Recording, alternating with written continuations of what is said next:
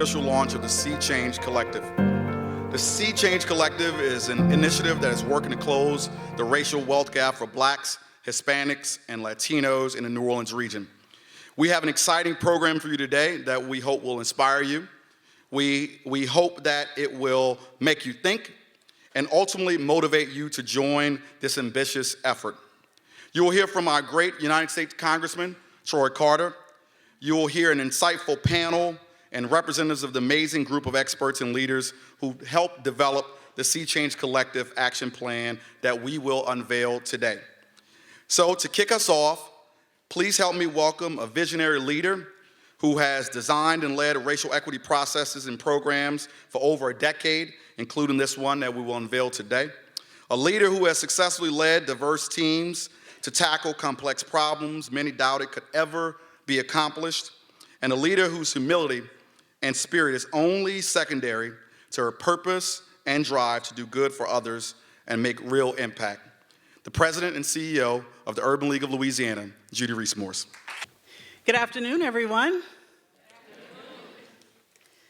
I'm going to let that go because I know that as we get into this program, y'all are going to be jumping up and down and screaming with excitement. Just watch. Thank you, thank you, thank you.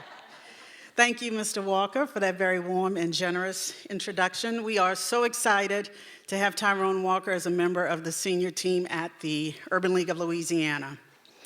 I am so excited for this day and for what we can all do together moving forward.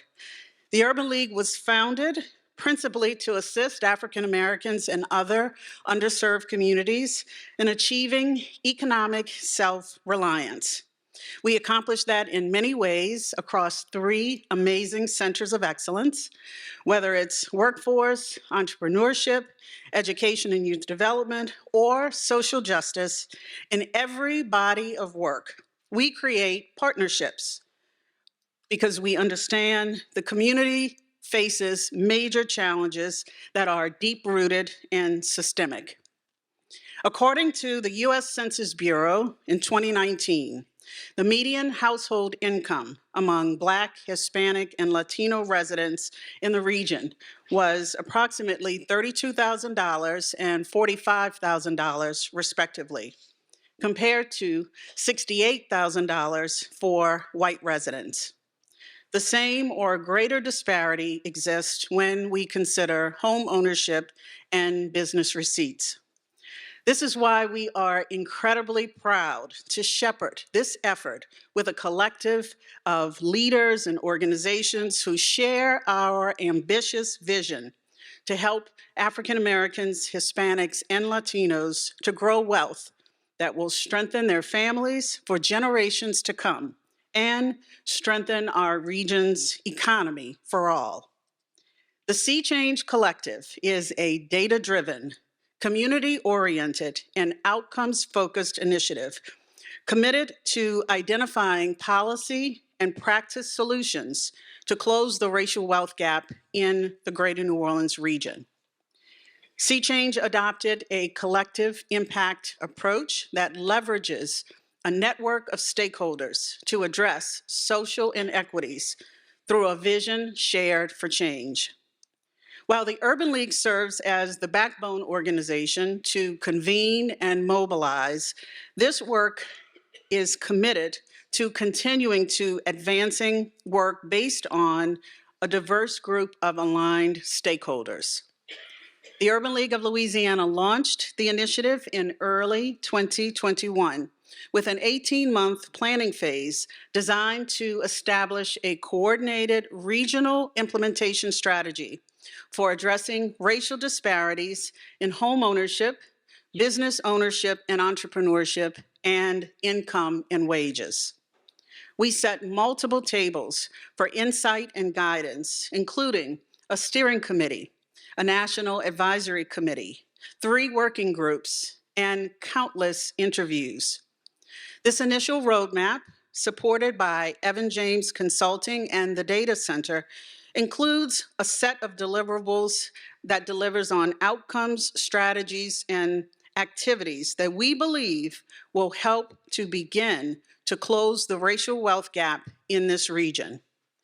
The action plan that we will reveal today calls for efforts, including coalescing regional banks to add alternative credit data to their portfolio products to increase the number of mortgage-ready African Americans, Hispanics, and Latinos. Creating housing equity roadmaps in the parishes where they don't exist, and to reform the appraisal certification system through removing or modifying the current apprenticeship requirement to increase the number of affordable homes available to purchase by African Americans, Hispanics, and Latinos.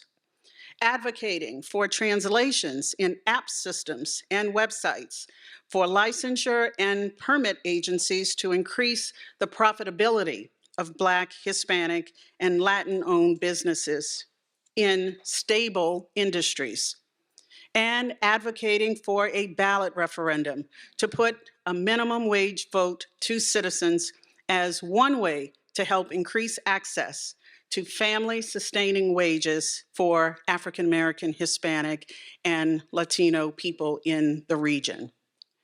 Now, we are clear that these prescriptions and others in the Sea Change Action Plan are ambitious, and they will be hard. But most things in life that are worth anything are hard. And we are the inheritors of a legacy of men and women who dared to believe that change was possible, despite everything that they saw in front of them. For me, my father, a freedom rider during the civil rights movement who is here with us today, believed in what was possible. And my mother, who is no longer here on earth, who always believed in me and the possibilities for my life. Let us remember those who have come before us and our future generations as we prepare to take on this work together. This time, this moment is not for small thinking or fear. This is a moment to dare to engage even when we disagree, to reach out in hopes of building partnerships on the issues we can agree on. And this is a time to work tirelessly to deliver as much of our ambitions as possible while creating a table for even more solutions from new partners who share our ambitions. If we can do this, we can position this region for billions of dollars in economic output, and that will strengthen the economy for everyone. But this is also a time to express gratitude and thanks. Today, we express great appreciation to our early champions whose investments helped position us to do this work. I'd like to begin by recognizing the indomitable leadership team at the Urban League of Louisiana. Please stand and be recognized. Classy Duncan and Cherie Duckworth, and of course, you met Tyrone Walker. I'd like to thank Peggy Davis and the Chicago Community Trust, Deirdre Johnson Burrell and the W.K. Kellogg Foundation, Dr. Paula Hopkins and the PepsiCo Foundation, Andy Copland and the Greater New Orleans Foundation, and Kevin Davis with the Kresge Foundation. The Urban League of Louisiana's Board of Directors has been incredibly supportive of this ambitious work, and I'd love for every board member who is with us today to please stand and be recognized. Ricardo Thomas is here. Jay Brown Russell, who is the chair of our board, was here, but she had a medical appointment that she needed to attend to. So thank you, Ricardo, and all the members of the Urban League Board for their support. I'd especially like to recognize Christy Slater, who is the Urban League of Louisiana's board secretary and also with the Women's Foundation of the South, for her early support. And again, our board chair, Jay Brown Russell. I'd also like to give special thanks to our immediate past board chair, Mr. Chris Demore. I'd like to recognize Chris especially for highlighting similar work taking place in the greater Chicago region. That work inspired what the Urban League of Louisiana and the Sea Change Collective have created in the action plan. Chris, would you please stand? Thank you, Chris, for being the first early champion. And again, thank you to all who have been supporters of this work. I hope that you enjoy today's program and that you will join us in the work of the Sea Change Collective. Thank you. Hello from Chicago to all of my friends in New Orleans. This is Peggy Davis from the Chicago Community Trust. Congratulations to all of you on this launch day for the Sea Change Collective. I wish I could be there in person with you to celebrate this very critical milestone. All of the work that you did in advance to make this happen, the research, the collaboration, all of the very critical foundation work to identify the policy and systems change levers that will make an actual difference in the lives of Black and Latinx families in New Orleans. Families that for decades have been locked out of building wealth due to entrenched and discriminatory policies and practices. This is a bold and necessary undertaking. I am so inspired by the way you have worked together to date to get this initiative launched. All of the careful thought, the inclusion of interested actors across sectors, and the very intentional planning. And I was happy to share early lessons learned from launching a similar initiative in Chicago, and I'll continue to do that. Yet, as we all know, this is in many ways day one of a long and challenging road.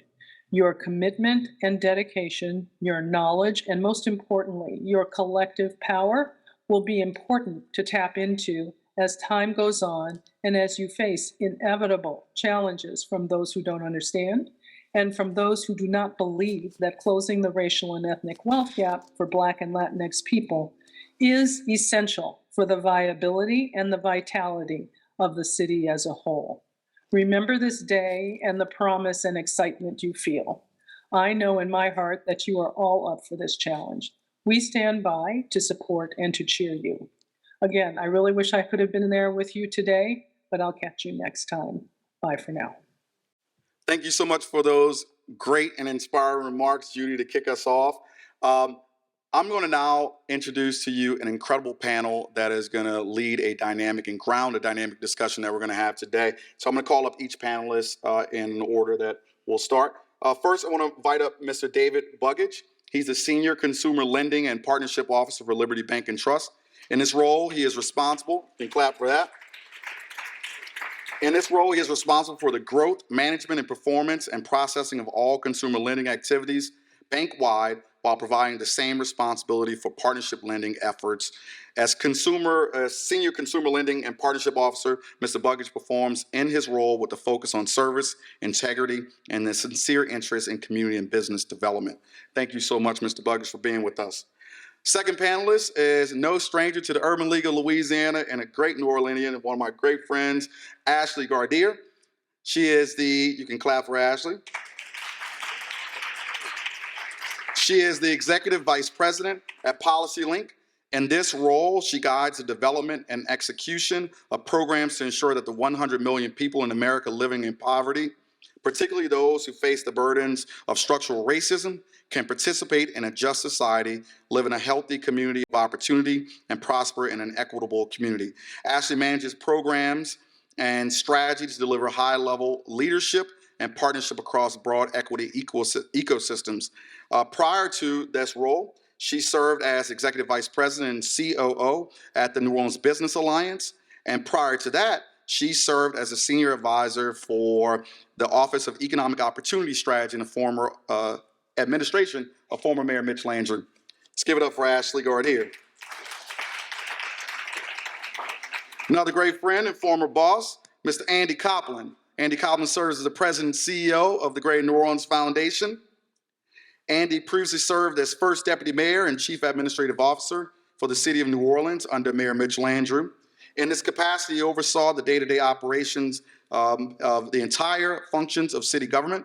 From October 2006 to January 2008, Mr. Copeland served as a founding executive director of the Louisiana Recovery Authority, the agency charged with leading Louisiana's recovery efforts after Hurricanes Katrina and Rita.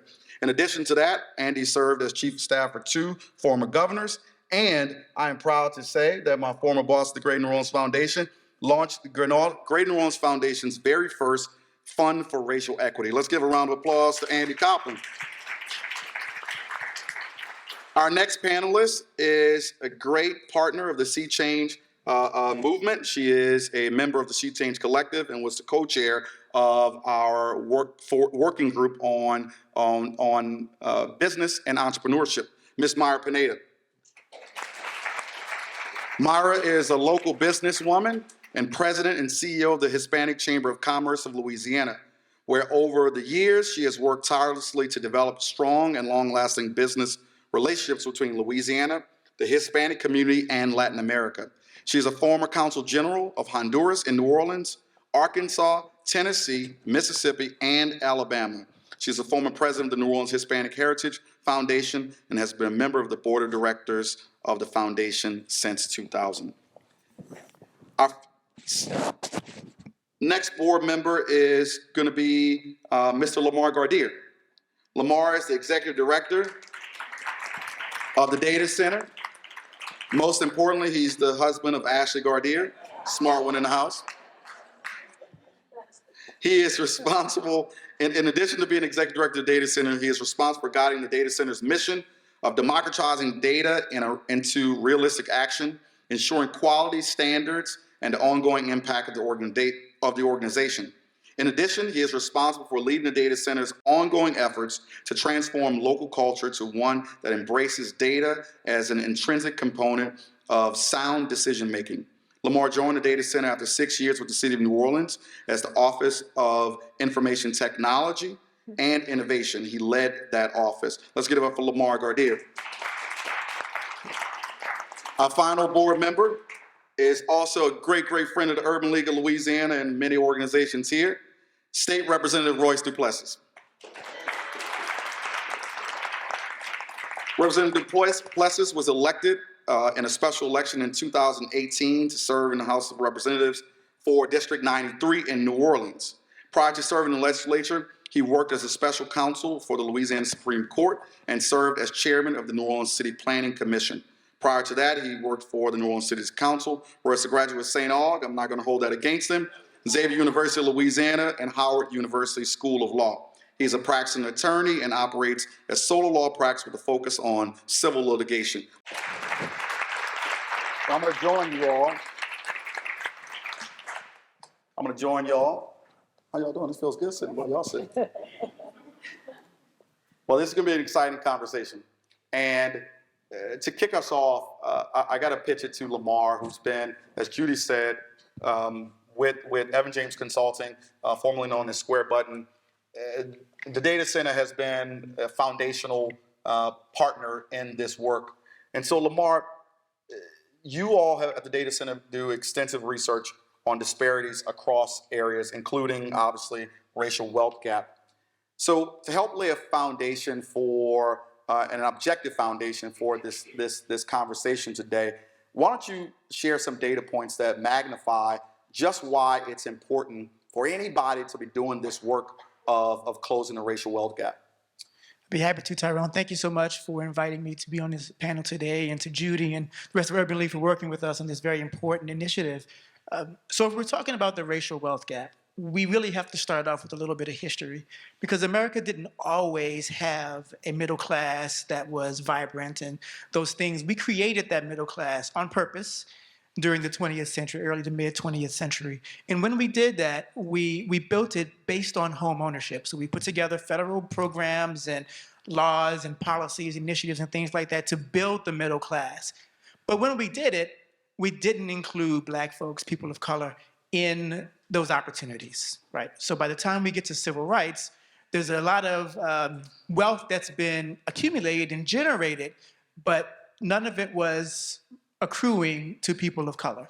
So if we start from that point, from that frame, we know that history has created this situation already. When we get to the end of the civil rights movement, we now see how the data is starting to shake out. And if you look at some basic indicators like household income, at that point in New Orleans, white household income was about 76% higher than black household income.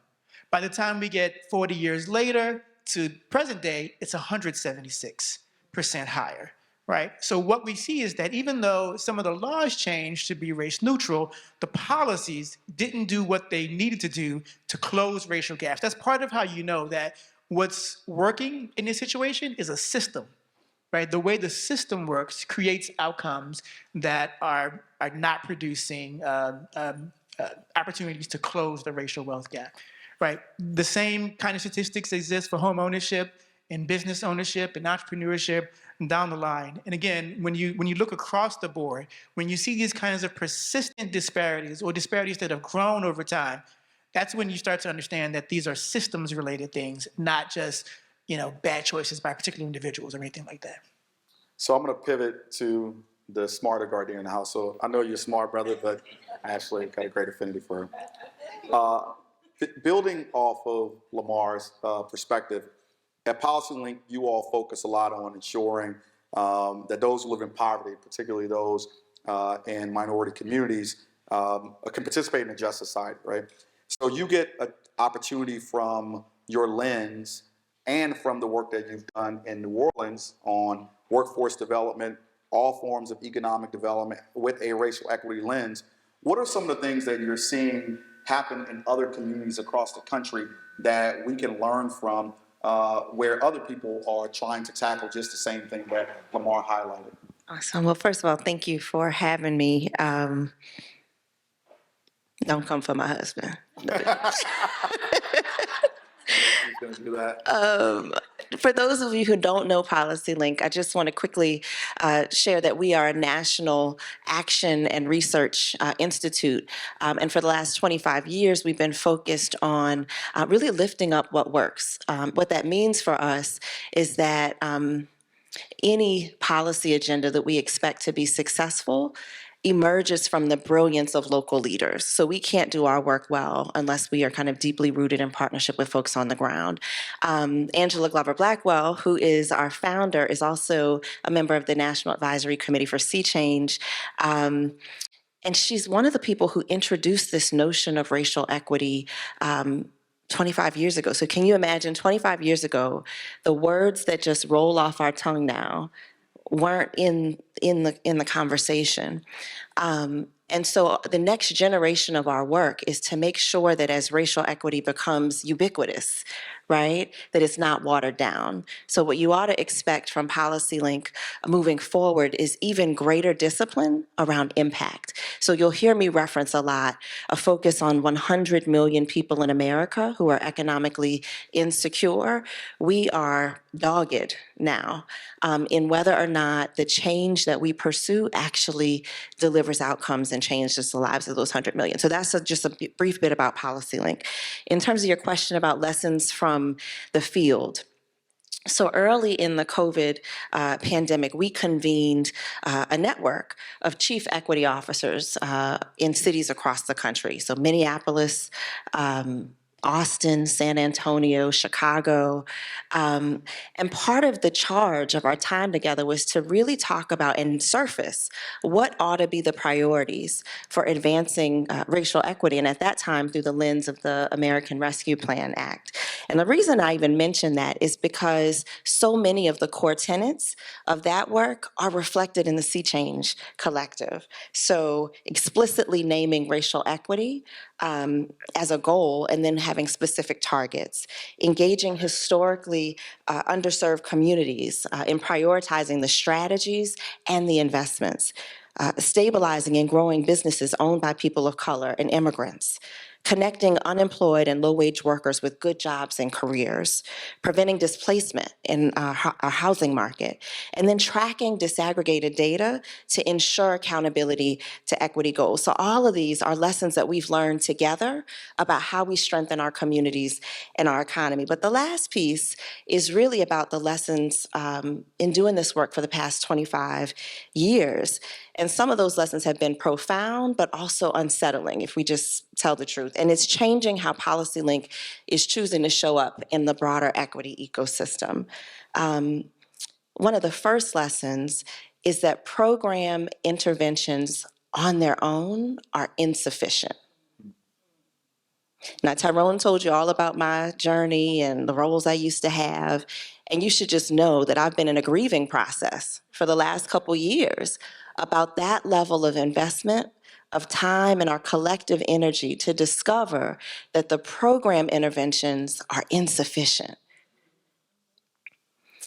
Because when we designed the nation the first time, I'm being generous with the we built structures and systems that were designed to exclude Black and brown people. So that means that the only intervention, what's left for us to really get to enduring change, is to focus on those systems and structures. So that's why, like, one of the most exciting things to me about the Sea Change Collective is that it's not just leaning heavy on nonprofits and philanthropy, it's they didn't like my tree. It's also acknowledging the critical role. I'm gonna just talk loud. That government, can you hear me? That government and the private sector play, right? And so we know, actually, which is Lamar just referenced, is that government is a scaling vehicle for equity. So 1960s, you can look at the Civil Rights Act, the Voting Rights Act, the Fair Housing Act, all of those delivered outsized impact for people of color and folks who were struggling a bunch.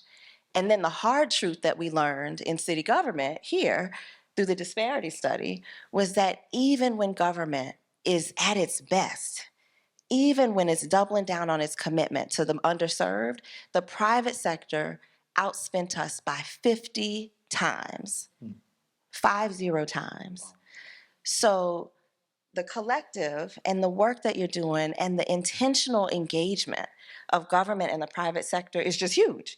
And so I'll just wrap by saying that the biggest lesson is that structural change and systems change work requires deeper and broader partnerships than we're accustomed to.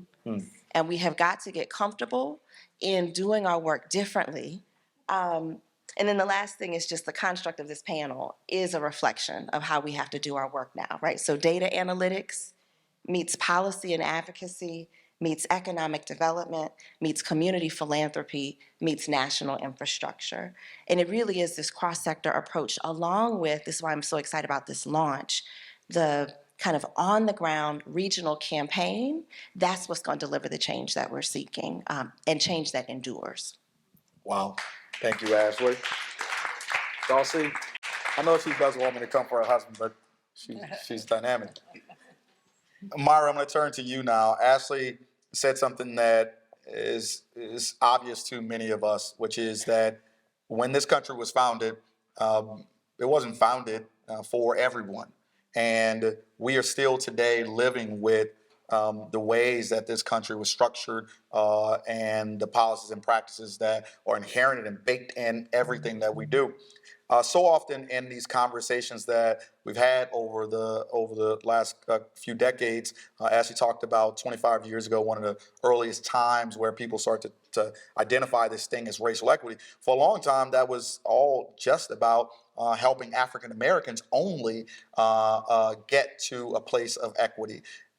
We know in Louisiana, and we're proud that New Orleans is a diverse city, and this region is diverse. We have one of the fastest growing Hispanic and Latino communities in the country. Speak to, from your perspective as a business person in the Hispanic community and as a leader of an organization that intersects with rest of industries in the private sector, what are some of the unique barriers and challenges that's been experienced by the Hispanic and Latino communities over the years?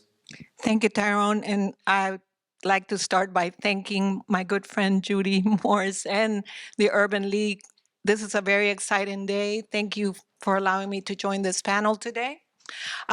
Yes, you're right. The Hispanic community is growing by leaps and bounds in Louisiana and really all over the country. And the barriers, unfortunately, are the same. language barriers. To this day, we're still, and that was one of the discoveries during our work groups, we're still fighting with language barriers and documents being translated into Spanish and other languages, you know. Also, access to capital.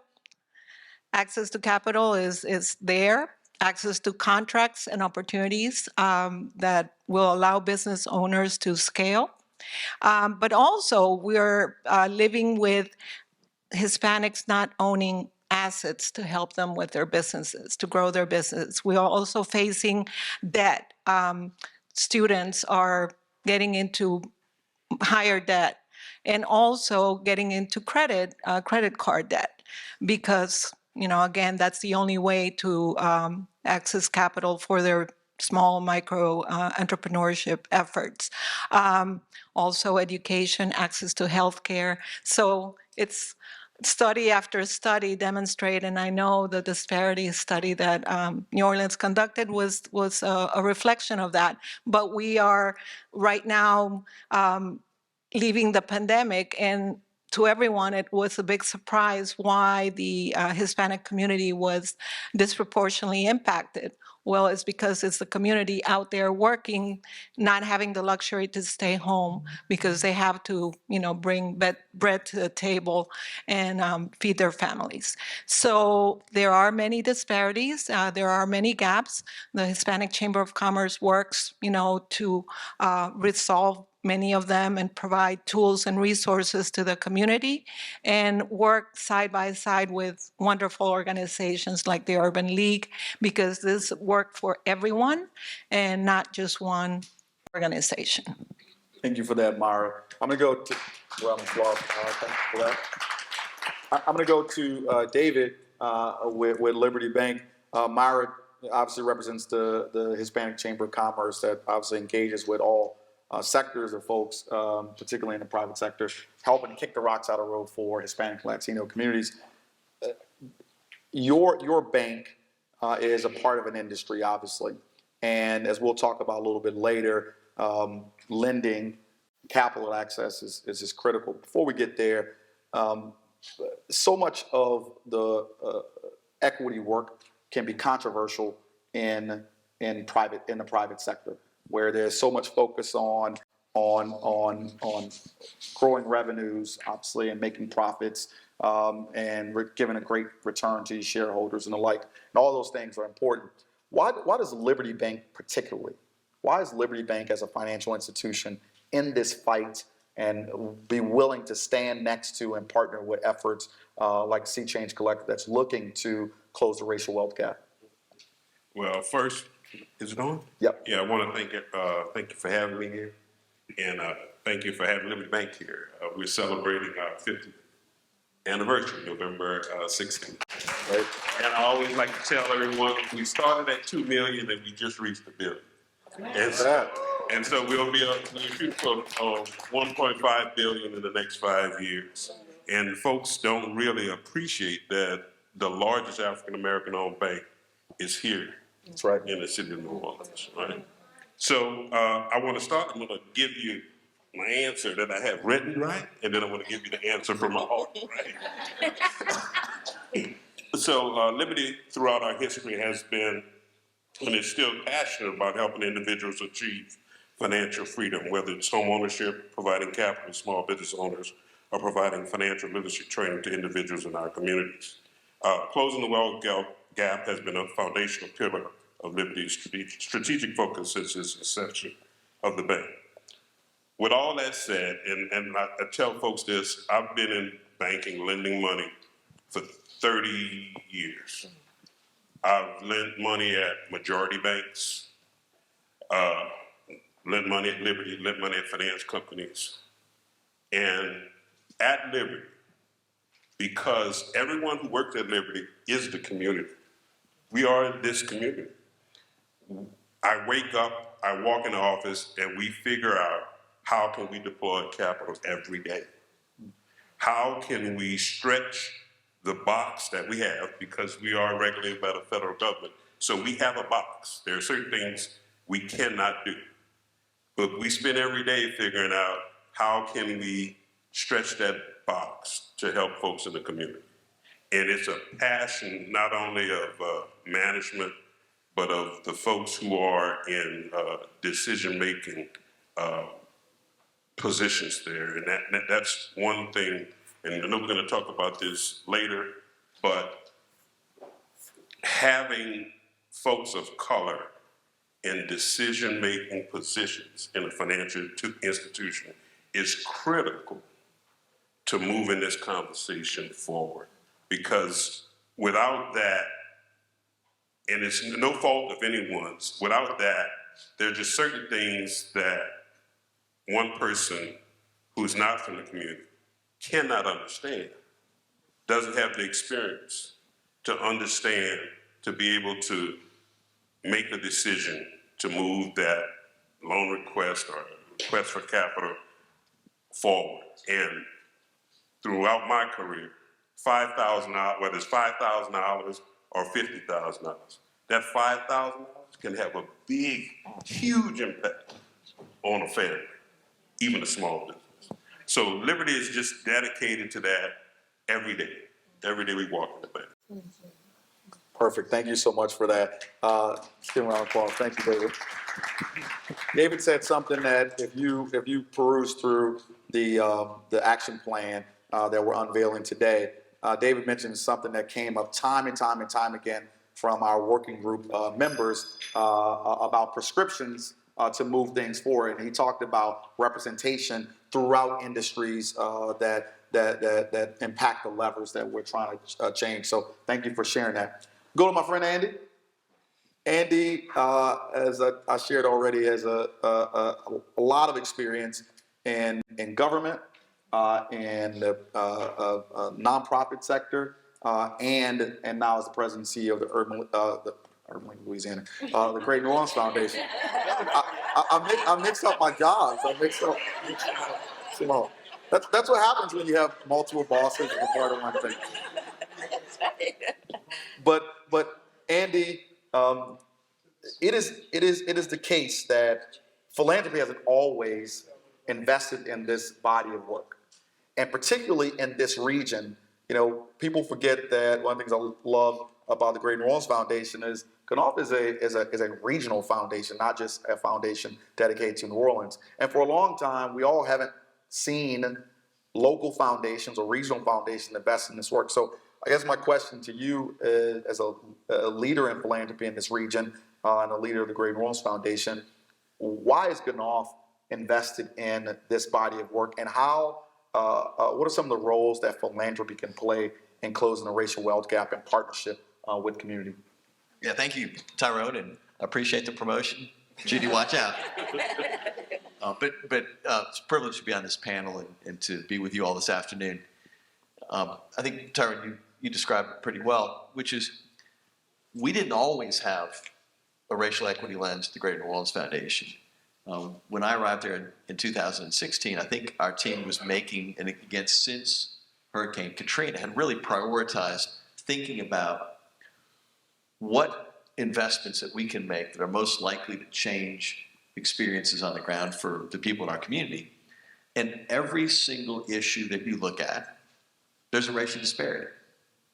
Homeownership, wages, retirement income, net worth, health outcomes, criminal justice participation. You know all those things. And every place we looked, there was a racial equity disparity. And so we adopted in 2018 equity as a core value, and we started focusing our grant making to be more intentional about that. But I don't think we really made the kind of statement that we're making now in a sort of unapologetic way that this is a critical focus until 2020. When George Floyd was murdered, like lots of folks, I was anguished. I spent some time trying to write the right statement. I said it to Tyrone. I said, Tyrone, buddy, what do you think of this? He said, I don't even want to look at that. You're my communications vice president. You got to look at it. You help me out, right? I don't want to get this wrong. And he said, we got to do what we do in philanthropy when there's a big problem. It was raise a fund. So we raised the Greater Together Fund for Racial Equity. It was a $3 million raise for us of new money, invested in Black-led organizations who are working on changing inequitable systems and building wealth for African-American families. And not surprisingly, one of our first and biggest grants went to the Urban League because that's what the Urban League exists to do.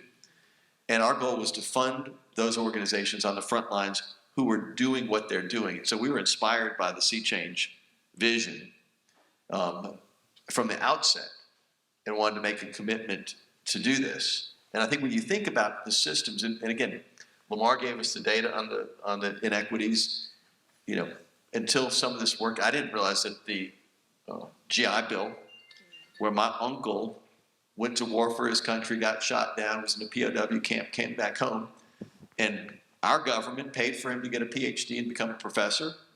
Our government paid for him to buy a house with the GI Bill, and that was not a wealth-building opportunity available to most African Americans who participated in the same war, risked their same lives, and had those same kind of experiences. And that's a conversation that we hadn't had in the communities that I've been part of my whole life until that time. When you talk about systems, the one I always share with people, and when you say it's a system that creates, there was less inequity 40, 50 years ago than there is now. Mm-hmm. And so everybody's played Monopoly, right? You all played Monopoly? And so there's this question. We did the Campaign for Equitable New Orleans, and we helped partner with them. Kellogg was a great funder of that, trying to educate folks about what that inequity looks like and feels like. And the question was, if 4 people are sitting around playing Monopoly and they've been playing for an hour, and they invite you to play, are you going to join that game? No. There ain't nothing left to buy. All you can do is pay rent or go to jail. That's right. That's right. That's all that's left. And so when you think about that frame, and we bring that frame to our work, we're increasingly doing that. You know, our new theory of change for our environmental program focuses on working to address inequities in communities of color where the vulnerabilities to climate change are the deepest. Now, just to give a simple example, we all heard about this thing called the urban heat island effect, right? What slows down the heat buildup in urban areas? You know, it's built up from the concrete, and the roofs, and the structures. Trees can help out. Green space can help out. Guess where the places that have the most green space are? They're the wealthiest communities. Where do they have the most trees? The wealthiest communities. If we address the urban heat island effect in the communities of color that have the lowest incomes, we're going to lower the heat effect in our community. Guess who benefits the most? The people who live right there. Guess who benefits in general? All of us. And so if we focus on helping address the issue, whether it's those folks who are out of work and being shut out of the systems, our workforce system, those who are being shut out of the homeownership system, those who are living in the most economic or environmentally vulnerable communities, we're going to be able to transform our community. And I think part of that is making sure that we state it, justify it based on the facts and the data, so we can prove it, and then ask people to be part of that solution. Because if we make this city and this region work for all of us, it's going to work better for all of us. Yeah. And so if we find the folks who it's working the least well for and help them be able to achieve their part of the American dream, which we all ought to be fighting for, then for all of us, we're going to have a region that is vibrant, sustainable, and just for all. And that's our mission. And I think all of us are inspired by the work of the Sea Change Collective. Judy said it's going to be hard. And we want to stand here with you and help do that hard work. And let's see if what the woman from the Chicago Trust said, we can come back and have some celebration because we actually see real outcomes that change lives here on the ground in New Orleans. Thank you. Thank you, Andy. You can tell Andy has the new Vice President for Communications and Public Affairs, Courtney Barnes, because he's way better than when I was there. Thank you so much for your leadership, Andy. I want to go to our friend, a big friend of the Urban League of Louisiana and a leader and early champion and leader in the State of Representatives, State House of Representatives for the New Orleans area, Mr. Royce Duplessis. Royce, thank you for being here. You've heard the group talk about a lot of things, again, that you'll see in the action plan. We have, as Lamar started out, baked in systemic issues. We have real barriers that either Myra or others have talked about that are very specific, right? Hurdles to get over. And even when we identify prescriptions from national organizations or community-led groups on the ground, and we get private sector and philanthropy working in concert, there are still barriers and policies and practices, both at federal, state, and local levels. And most frustrating, oftentimes, are barriers that happen or exist at the state level because they laws supersede local communities. So, as opposed to starting out on a really, really sour and down note, as somebody that has built a really good reputation in the legislature of building consensus and partnerships, what's the state of play at the Capitol in Baton Rouge for partnerships around some of these hard prescriptions that we see? And is there any examples that you can point to where in the last couple sessions in Baton Rouge that, we had some instances where people thought a piece of legislation couldn't make it through, but it did because of good partnerships? Thank you, Tyrone, and thank you for the question. Thank you for the invitation. And thank you to Urban League and Judy. I have a lot of thank yous to give, but I'm also a little bit intimidated, I have to tell you, to sit next to my neighbors, the Gardiers. I could probably do a panel with one of them, but to put me on a panel with two of them, I've been trying. That's a lot of that's intimidating, because there's just some fabulous folks, as is everyone that's on the panel, and I'm glad to call you all friends and colleagues.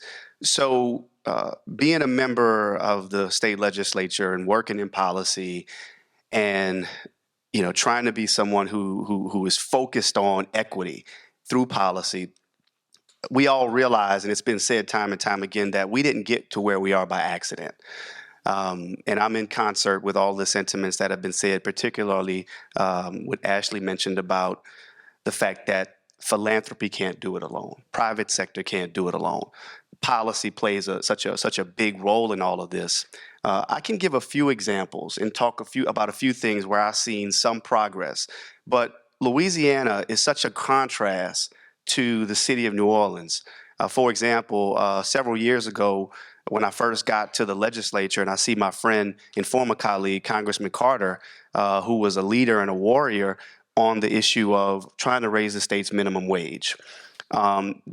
If you did a poll tomorrow, it would poll probably in the 80th percentile, or mid to upper 70s in terms of people who support a living wage throughout the state of Louisiana.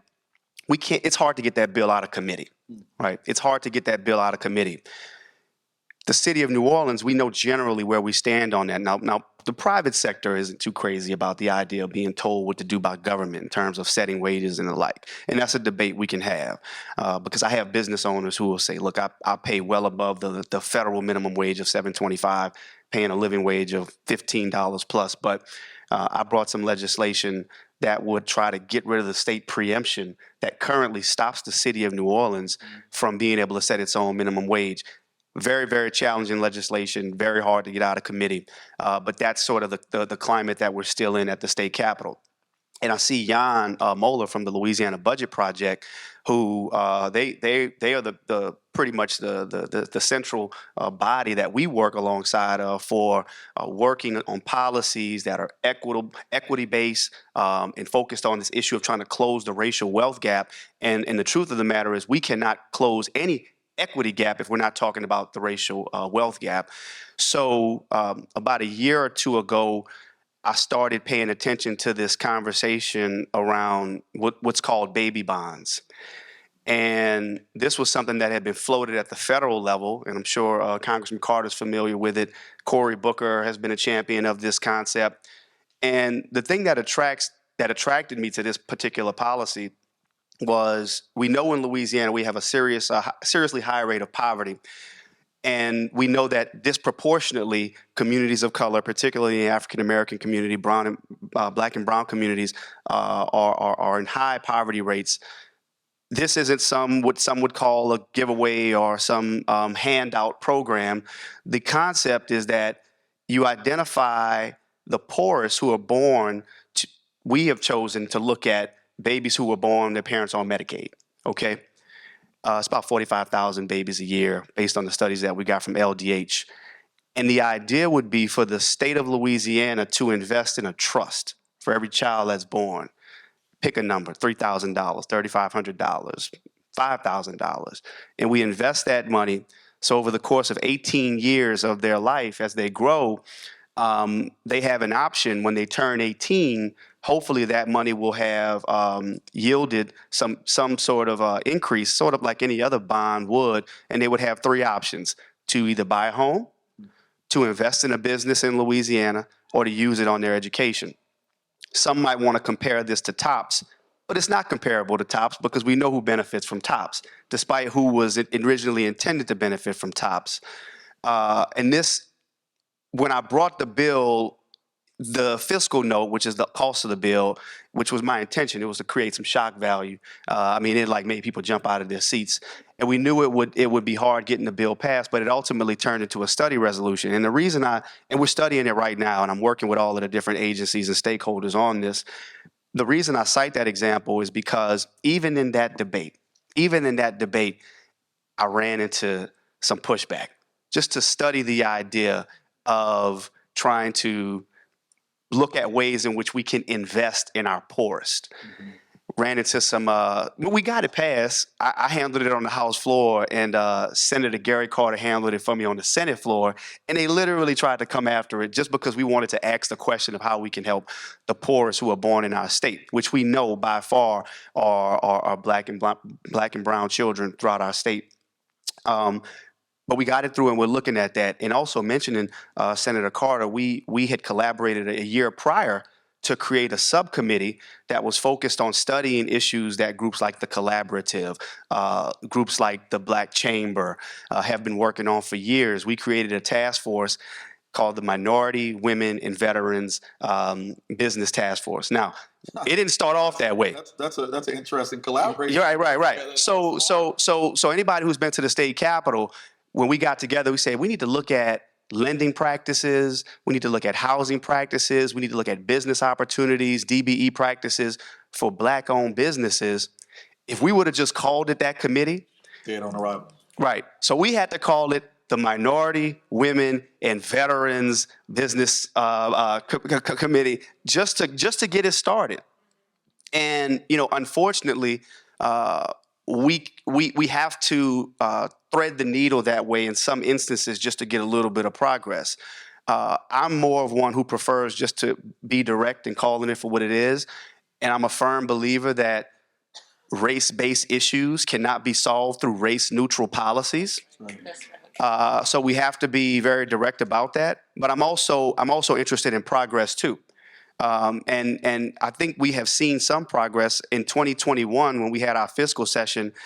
I authored a bill that extended the earned income tax credit from 2025 to 2030, thanks to the help of people like the Louisiana Budget Project.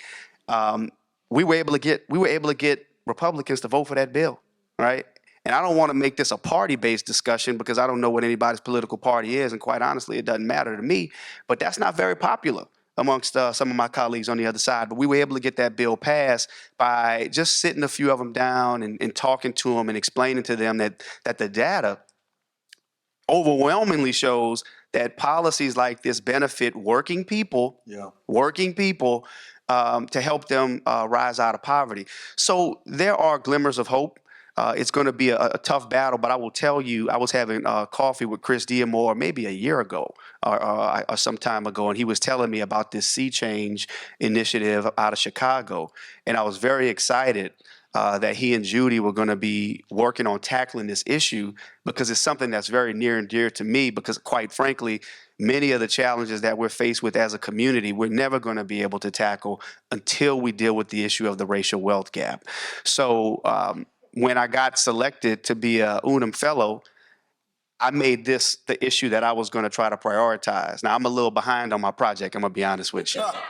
I have some catching up to do. I think, and I apologize, Lauren, but it's going to take long, hard, difficult conversations and some level of compromise. So when I turn my bill into a study resolution, just to show some good faith and willingness to work in the spirit of compromise, it certainly beats the alternative. And we cannot settle for the alternative, which is no progress. So we find the wins where we can, and we have great federal partners at the federal level who are helping us in this effort. And we know we have what we need here at the local level. Unfortunately, Louisiana remains to be a little slow as it pertains to us doing what we need to do, just to be honest around conversations that are race-based, and understanding the connection that it has, and how if we were to just lean into this, as we're trying to do here with this discussion, rising tides certainly do lift all boats. And that's an old adage that we need to embrace more, and that has to be done through policy. Again, race-based issues cannot be solved through race-neutral policies. So there's some progress there, but it's going to take the data, it's going to take philanthropy, it's going to take the private sector, all standing in lockstep to create major changes like we saw through some of the major legislation that we talked about, like the GI Bill and other pieces of legislation, and not having people react in a way that once you talk about equity, there's this, they think, oh, you're talking about reparations. Yeah. And then you have this whole other debate. Yeah. We're talking about equity, and we didn't get to where we are by accident, and we're not going to get out of where we are by accident. We have to be intentional. Let's give Ron Paul State Representative Royce the blessing. I'm happy that Royce spoke about a few things in the way he did, because I'm about to pull a big audible, so everybody be okay with this. Royce mentioned a few things. He mentioned the creativity you heard him highlight that sometimes our legislators have to do and deploy in order to even get things studied, right? To take a step. He mentioned some pieces of legislation that they were able to move that some thought couldn't happen, like an expansion of the earned income tax credit with partners like Louisiana Budget Project and others. And then what I also love that Royce highlighted was how important it is that even when you as a legislator are championing certain causes for your community or for initiatives that you care about, how important partnerships are, and learning from other people in the legislature who've done it better, longer, smarter than you. And so this gives me the perfect segue to set up the audible I'm going to pull. We have someone with us today, so I'm going to ask the panel just to stay here. We have someone here with us that is pretty important to us. He has been in the United States Congress for a short period of time, but who has already delivered millions and millions and millions of dollars for this region. He's got to leave, so we did not want to miss an opportunity to hear from our Congressman Torrey Carter. Thank you very much. And thank you for all the great work that somebody's notes are going to be missing. Hope I didn't mess you up, whoever the next speaker is. But thank you all very much.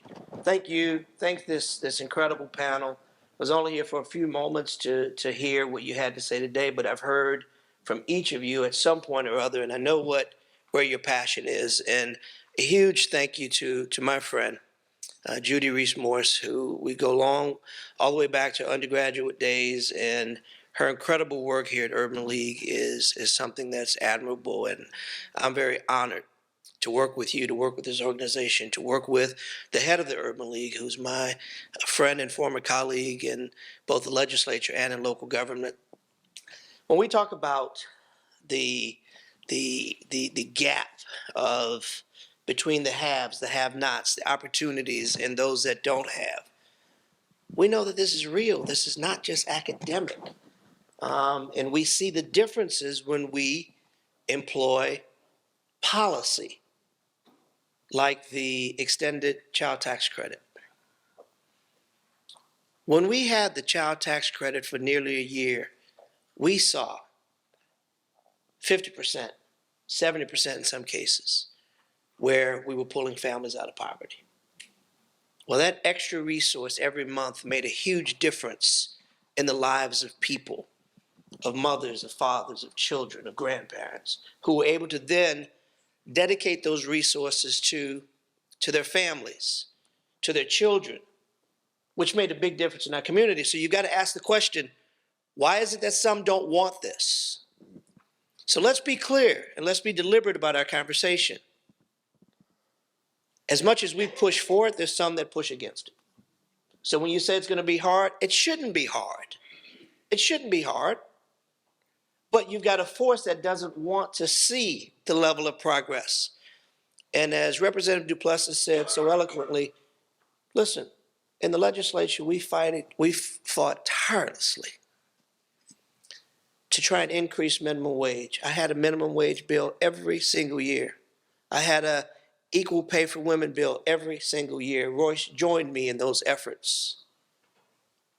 And before committee, we'd get it out of the Senate, I'd get it to the Senate floor, and it would die. And everyone, just as Royce said, would say, hey man, I pay my people way more than that. Mm-hmm. Then why are you opposed to letting others do it? So, well, people back home, they're going to fight, man. I said, all right, fine, we'll do a referendum. Right. Let's take it to the people then. That's right. Because every poll that's out there, not one is less than 70+%. That's right. In support of a minimum wage. And as I would tell my colleagues in the House and Senate, Republican, Democrat, or other, there's not a single member on this dais or a single member of 144 members of the state legislature, 39 in the Senate, 105 in the House, where the constituents would not benefit from an increase in minimum wage. So you've got to ask yourself again the question, why don't you want there to be parity? Why don't you want there to be progress? Why do you not want to stamp out poverty and homelessness in our communities? Somebody's making money on our poverty. Somebody's progressing by watching us struggle. Minimum wage was $1 in 1960. In 2022, it's $7.50. Look at the slow, almost non-existent movement. Look at the level of poverty that's in our communities of brown and black all over our country. So I am so honored to be a part of any effort that is going to lessen that gap, that's going to deliberately look at opportunities and ways to not give a fish, but teach to fish. I've been in Congress just about a year and 3 months. Been a real fast roll. Got elected during a special election, so I got there 5 months after everybody else.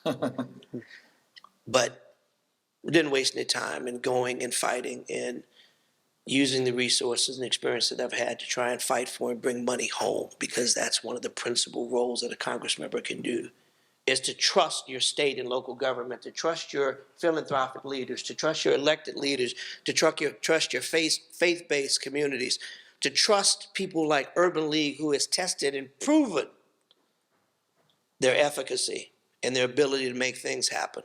I see Fred Johnson in the audience, people that have been in the trenches fighting for fair housing and opportunities for home ownership, making sure that we can do this. I see Paula Pete, my sister-in-law Carolyn, and so many others that are out there that I know have been fighting and working in the vineyards and the communities to make sure that that gap that exists is lessened. I was so proud when the Urban League applied for and asked about getting help with money for pre-apprenticeship and apprenticeship programs.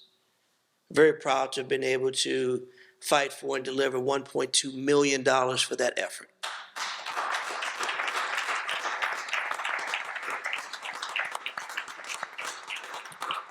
$1.2 million that will go a long way to create those opportunities. Opportunities that will create jobs and teach people how to get them and how to keep them. Those are the efforts that are tangible. Those are things that are here. Those are things that make a difference. When we look at the haves and the have-nots, We look at communities that have been intentionally left behind. We talk about the crack epidemic versus the opioid epidemic.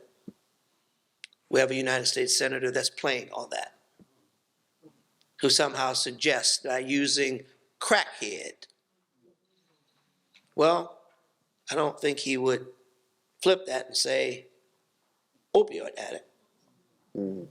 But somehow when crack was an epidemic in communities of brown and black, it was locked them up for a very long time. When it switched and we realized that opioids, much like crack, is a poison, an addictive illness, and we should treat it as such, then the tables changed.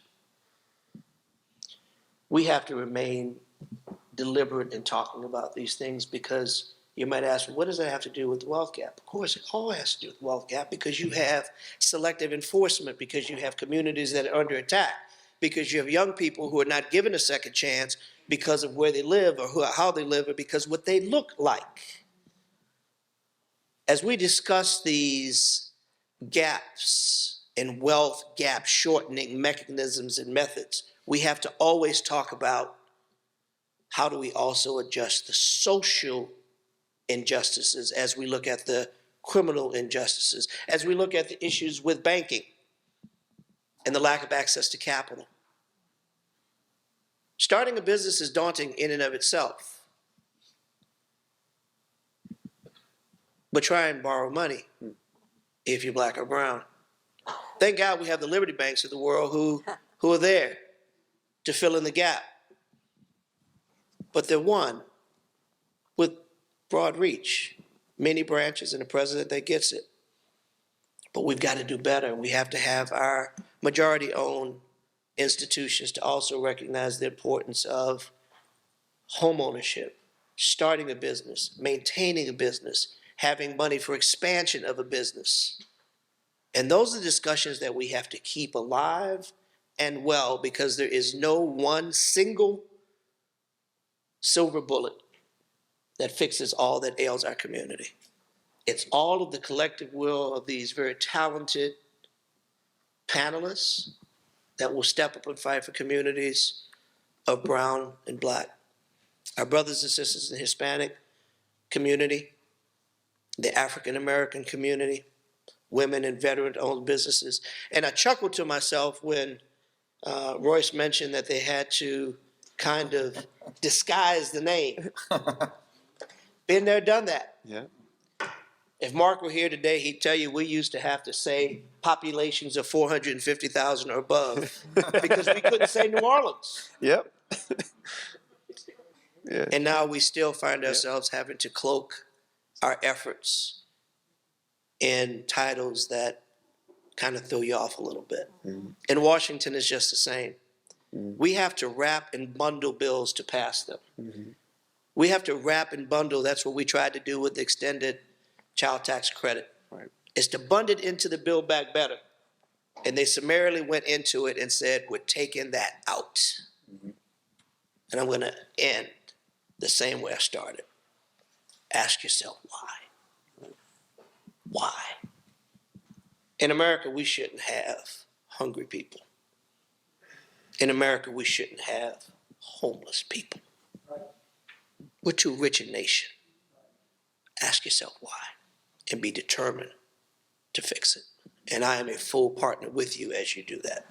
God bless you, and thank you for allowing me to be here. Congressman Troy Carter. I just want y'all to know that was news, y'all. $1.2 million, actually the very first investment that will go to implementing part of the initiatives of the Sea Change Initiative. So let's give it up one more time for our Congressman Troy Carter, delivering for the people of our region. We are running low on time, so we're gonna make this last round lightning round. Last real lightning. Lamar, when we think of the wealth gap, we've been talking about minority communities a lot. When we think of the wealth gap, can you share what the data tells us about what happens when we lift the boats and remove the barriers for minority communities? What happens to the economy and the growth for everyone. Can't believe you're asking me to follow the congressman. Your wife had to follow it. But when we talk about the wealth gap, that thing has a definition, right? It's the accumulation of wealth and the differences between different groups. But what we're really talking about is the effect of things like poverty or insufficient income or housing issues on a group of folks.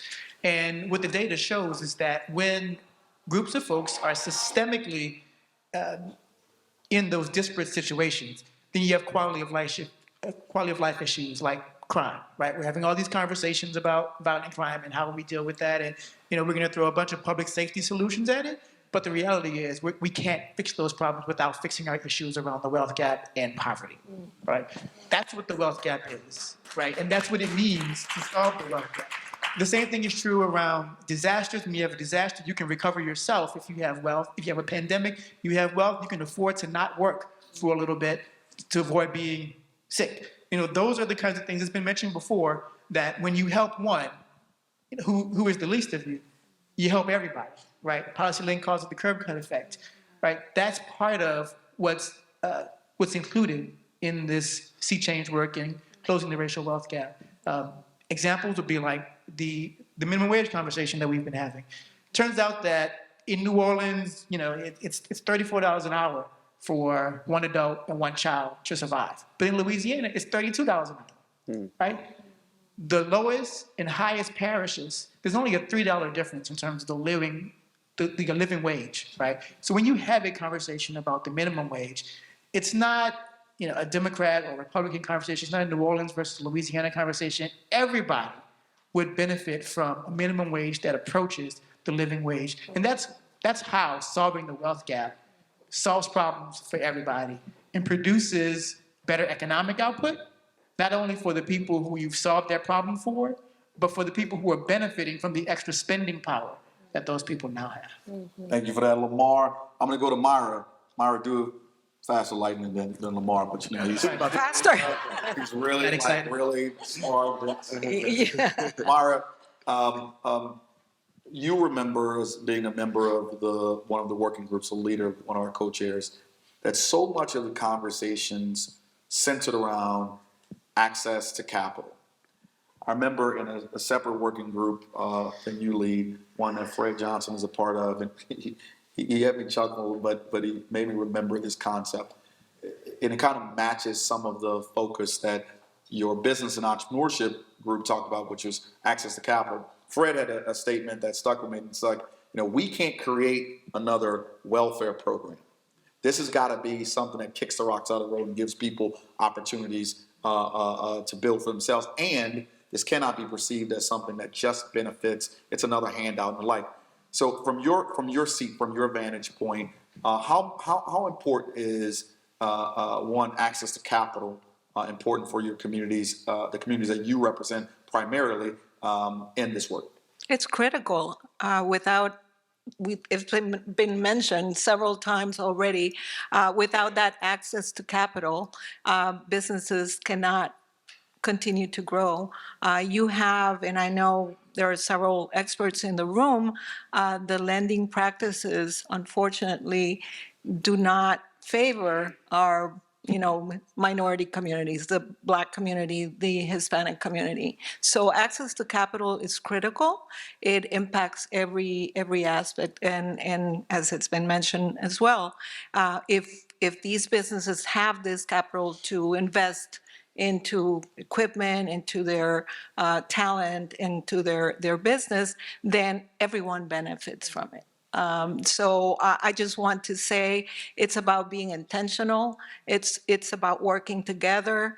I think without that whole accountability, holding people accountable, whoever is in the position to make those decisions and making sure they're looking through the right lens to the applicants, the rates that are being offered so that they're not predatory and that they can't afford it and end up in a bigger problem, then we are not going to be moving that needle that we need to move.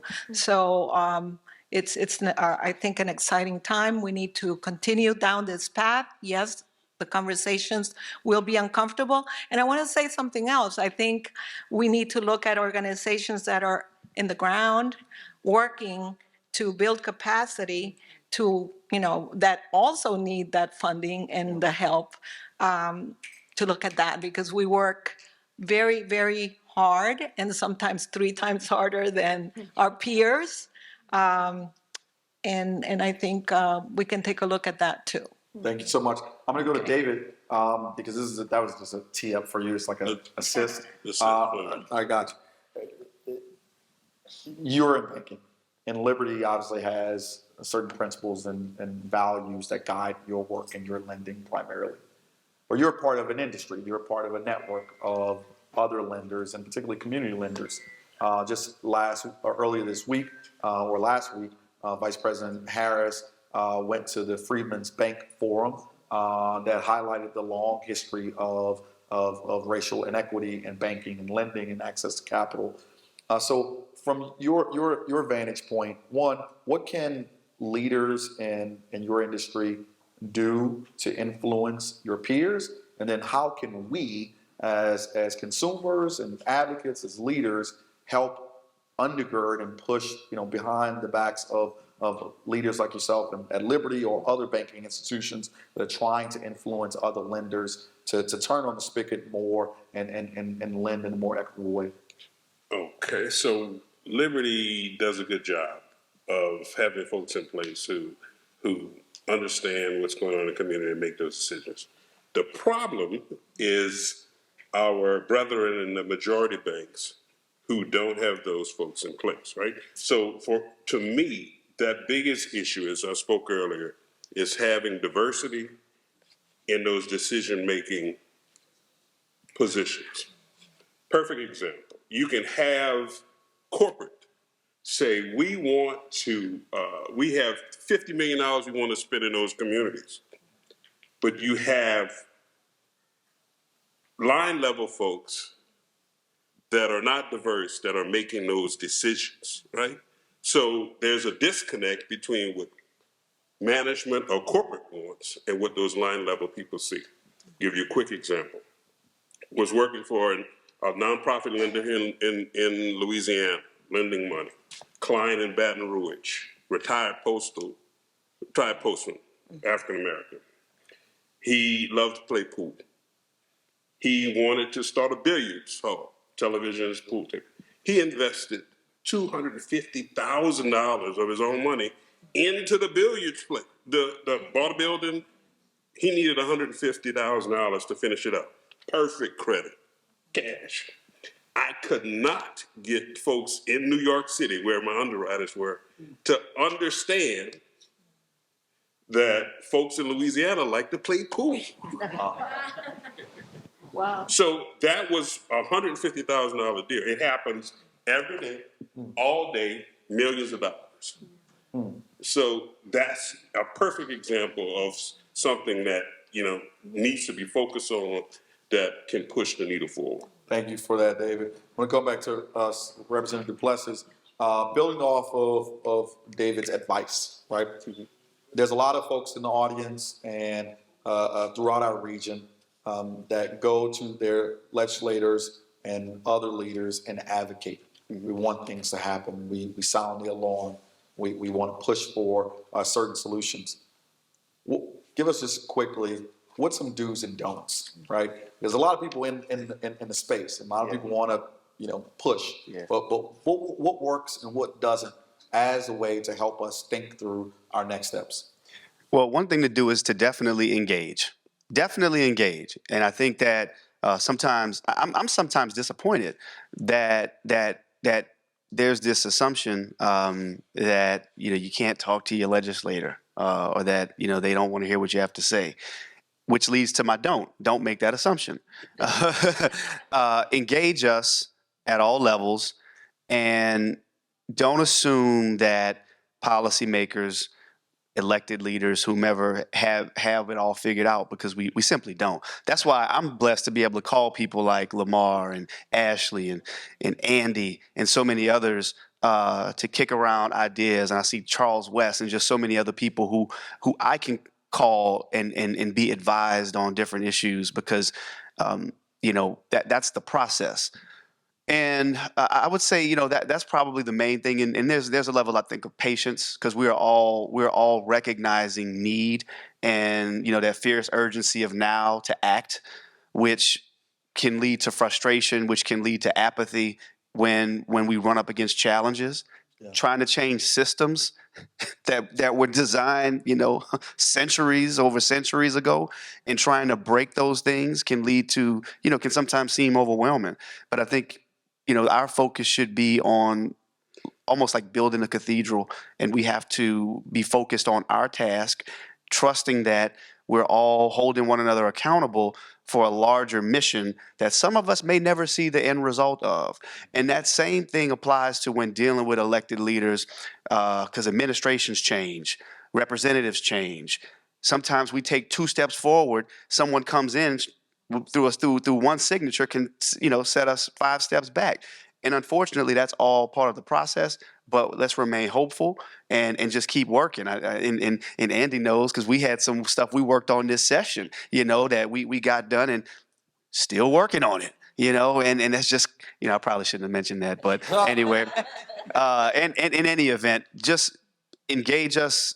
Don't make the assumption that we're not listening because generally, we're trying. Yeah. Love that. Thank you, Representative. Blesses. Ashley and Andy, I'm going to ask you all to close us out. And there's similar lines of questions. I'll start with you, Ashley, first for your lightning round question, which is, how do we better leverage relationships with national organizations like PolicyLink, right? Mm-hmm. There's a lot of work happening, but how does that get better? So I said earlier, if we believe that the structures of our democracy and our economy really were built to exclude Black and brown people, and I do believe that, then all of us really do have to be about the business of the redesign so that we get to a nation and systems that work for all of us. What does it mean when we hold up this notion of like equitable governing structures? I want to give you 2 examples. One is like if you could imagine that New Orleans and San Francisco and Nashville, that all of our local hire policies met up to a federal job guarantee. Like, what does that mean? So like anytime the federal government invested in a local project, that they guaranteed that family-sustaining wage jobs would go to the most burdened folks in that community, that would change the game, right? Like, you wouldn't just have incremental policy reform across a, mismatch of cities, but you'd have a federal mandate to behave differently. Another example is if our Federal Reserve Bank, so any of us who've seen Hamilton know that the Federal Reserve was one of the first designed institutions of our nation. So imagine if we didn't just measure the success of the Federal Reserve on year-over-year economic growth. I'm going to be fast, I promise. When we measure economic growth every year, it means over time we're just taking and taking and taking from all of us for the benefit of 5 guys at the top, right? And so imagine if we change the success measures of the Federal Reserve to actually reduce poverty. It would change actually you talked about the box, right? The regulatory structure of our banks, it would change the behavior of the banks because now we're all aligned that we're going to reduce poverty. So your question about the role of intermediaries like PolicyLink is a couple things. One is to first learn from the innovation that folks are delivering on the ground. That's the most important lesson. So initiatives like Sea Change are teaching us about what's going to be required to change systems, to change whole systems. So that's one. The second is for us to then take those lessons and dream the big dreams. And when I say dream the big dreams, I mean like really identify what are the structural changes that would accelerate the innovation that you all then create on the ground. And then the third, is really about connecting local and national partners. This is what Royce was I'm sorry. State Representative Duplessis was just talking about in his comments. And that matters because, number one, it's going to require those relationships to build the governing power that we need to redesign the systems in the first place, to establish really shared and aligned policy agendas that actually put pressure on folks who control those systems. And then the last piece that we often give short shrift to is to develop shared narratives. Like, what's the story that we're telling about how we're changing the rules that actually changes the hearts and minds of people who don't naturally agree with us, but that we've got to flip in order to win across all of our communities. So organizations like PolicyLink really ought to be helping to build and support the movement infrastructure that's necessary for us to win on equity. You ought to count on us to do that, expect us to do it, and we are committed now to help support the Sea Change Collective as you move forward. Thank you so much, Ashley. Andy, you're the one thing that's standing in a way of one of our most important funding partners, and more importantly, the working group leaders who are going to unveil the key components of our action plan. So no pressure in this lightning round. Philanthropy often drives the agenda of change in a few ways. One, by determining what it will fund, right? And then sometimes nonprofits and organizations that are looking to gain the resource from philanthropy have to bend and mold to those things. Additionally, philanthropy, has sometimes a desire to invest in the new shiny thing or the new bold idea that we've heard before, which is good and necessary, and often asks local entities and organizations that it funds, you've got to get in the business of funding the long-term things. So that's the context. If it took us centuries to get to this place, and that the challenges we heard from all of our panelists, from all the bodies of work that we know exist, that it's the barriers are so deep, so intrinsic. What could we do differently to impress upon philanthropy the need for more long-term, sustained investment in this work? So, for instance, as Ashley just mentioned, it's like, look, our role is to kind of help, undergird the infrastructure of this equity work. What could we do differently from your seat as a leader in philanthropy to impress upon some of our partners who are willing and able, but their approach is sometimes a little bit different from this kind of more long-term problems that we're facing? Yes, I'll try to answer the question from where we sit at the foundation. And I think we've heard conversations about the systems. We've heard that you've got to be intentional, to Representative Duplessis's remark. If you've got a system that was created with racial disparity as its goal, you've got to be race conscious in ameliorating those systems. And for us, it's really about helping tell that story. We're doing a lot more with data. So stuff that the data center brings, we bring to our fund holders. We've got folks who invest in the foundation who are generous, thoughtful, caring, and kind. But they may not have understood all of the stories that we all on this panel have been talking about. So part of our job is to share that. And it's by asking the questions. We did a survey of nonprofits in our region. We looked for the model around the country, and there was no model. We had to make it up. And we were simply asking about the leadership of nonprofits in our region and observing how they fared through the COVID pandemic. And we discovered that, no surprise to any of us in this room, there's a racial leadership gap on boards of directors, on terms of who's the chair of the board, who is the CEO or the executive director. It was particularly acute in our arts and culture organizations, where I think it's like 80% of our executive directors of arts and culture organizations were white. 44% of our region is people of color. In our human services, the gap was still there, but it was smaller. About a third of our human services organizations were led by people of color, but there's still a gap. And so we're trying to make sure that we share that information and then act on it. So we now are measuring Well, when we're doing disaster grant making, what was the proportion of our grants that went to Black and brown-led organizations? We never asked that question. We share that information with the community. We try to inspire them by our example. We have an emerging leaders class, a training program for emerging leaders. These are the future leaders of our nonprofits that started this morning. Knowing about the leadership gap that we face, we went crazy in our recruitment to make sure that we told folks, we're looking for women, we're looking for people of color, we're looking for members of the LGBTQ community, and we have an overwhelming group of emerging leaders in this class that's overwhelmingly people of color.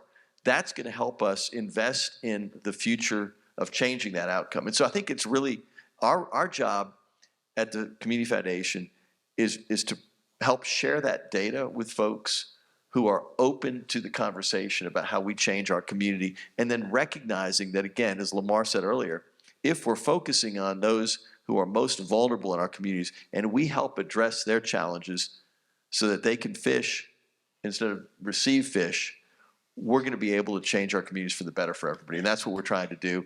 And again, we're excited about partners like you all at the Urban League and the panelists here who are on the front lines of pushing us, because it makes it easier for us to tell that story to the audience that we're working with and saying, this is the way we're going to help improve New Orleans and our region. Let's give this dynamic panel a round of applause. Thank you so much for joining us. You guys can exit to the right here. We here at the Sea Change launch, we're close to nearing the end of our time together, but we've got two more exciting pieces before we bring up our President and CEO, Judy Reese-Morse. I want to, as you all saw today, there are a number of philanthropic leaders who make this work possible through their funding. And one of our very first funders and partners of this work, I remember when I wasn't at the Urban League, but Judy was telling me about this exciting initiative, and she ranted and raved about just how important the investment of the Kellogg Foundation was to launching this effort. So without further ado, please help me welcome Ms. Deirdre Johnson Burrell up. Can we get another round of applause for that panel? Just excellent. And great moderation, Tyrone. So it turns out Judy was right.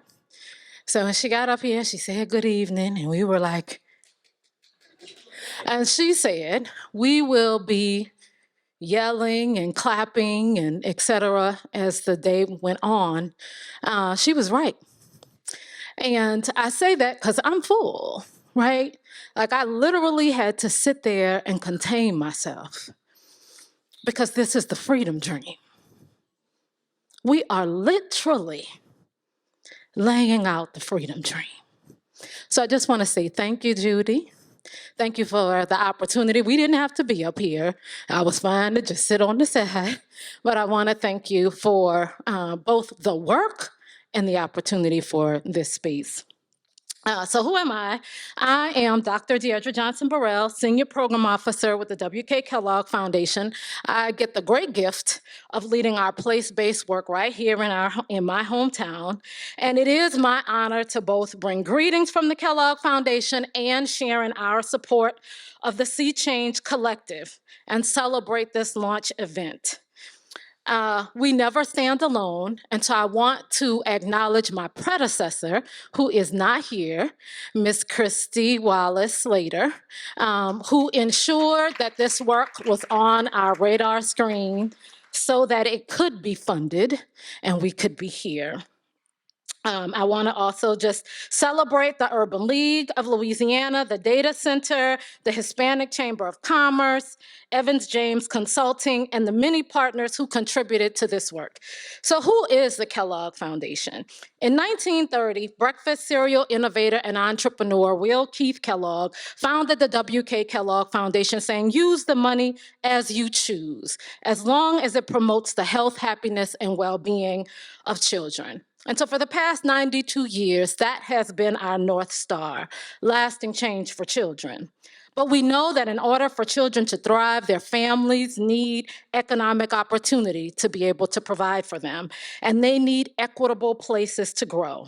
So our work connects children, families, and communities, and we reference this interconnectedness as thriving children, working families, and equitable communities. But at the center of all that, embedded in what we call our DNA, is racial equity, leadership, and community engagement. We call it our DNA because it's not just in our grant making. It shapes our worldview, our ways of working, and it frames how we see the work toward that North Star. We know that the disparities we see, we've heard about this all afternoon, are not simply the result of individual decisions. They are structural, and thus our approaches must be structural. That's why in 2018, the Kellogg Foundation released the Business Case for Racial Equity report. That report affirmed that advancing racial equity is a strategy for economic growth. Nationally, by 2050, more than half of all consumers will be people of color, and closing the earning gap would increase spending of $2.7 trillion. In New Orleans, we can close this gap by 2050. We're talking about $43 billion gain in economic output alone. So we know that we can expand the pie. We all win when we harness the full potential of our nation and our community. But we also know that there isn't some sort of inevitability that results from just our demographic shift. We know that it requires work. And the work today provides our path forward. The Urban League of Louisiana has literally picked up the mantle from the Business Case of Racial Equity and started to paint a path forward. And the partners together are providing the roadmap, the literal action steps, that we must take toward a winning future. This is the work of the audacious. It is the work of the courageous. So we are happy to celebrate with you today, the Urban League and your partners. We look forward to hearing the work from the working groups, and we stand with you. Thank you so much for those inspiring words. I don't think we could have set up the working groups any better. So ladies, without further ado, I want to bring up a few folks that will speak to the action plan that we're unveiling today.